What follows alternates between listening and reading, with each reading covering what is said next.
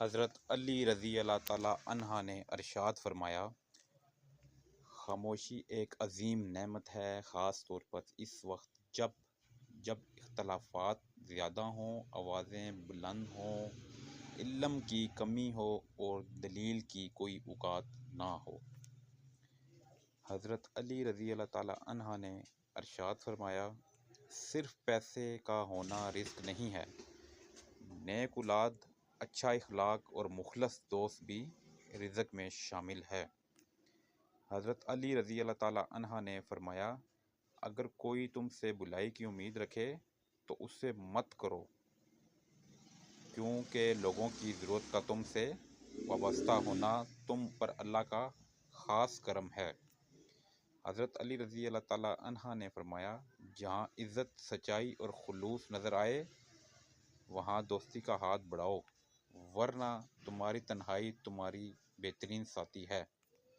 حضرت علی رضی اللہ تعالیٰ عنہ نے فرمایا، 6 چیزوں کی شکایت کبھی نہ کرنا۔ نمبر 1، اپنی قسمت کی۔ نمبر 2، اولاد کے سامنے اپنے بڑوں کی۔ نمبر 3، اپنے ذاتی مکان ہوتے ہوئے اس کی تنگی کی۔ بھول کر بھی اپنے ماں باپ یا استاد کی شکایت نہ کرنا۔ نمبر 5، غیر کے سامنے اپنے دوست کی غیبت نہ کرنا۔ نمبر 6، رخصت کرنے کے بعد اپنے مہمان کی شکایت نہ کرنا۔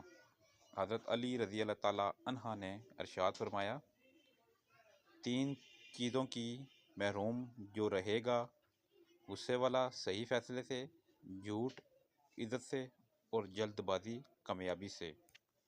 حضرت علی رضی اللہ تعالیٰ عنہ نے فرمایا، میں جنت کے شوق میں عبادت نہیں کرتا، یہ تجارت ہے، اور نہ ہی جہنم کے خوف کرتا ہوں کہ یہ غلامی ہے، میں صرف اور صرف اس لیے عبادت کرتا ہوں کہ میرا عبادت کے لائق ہے۔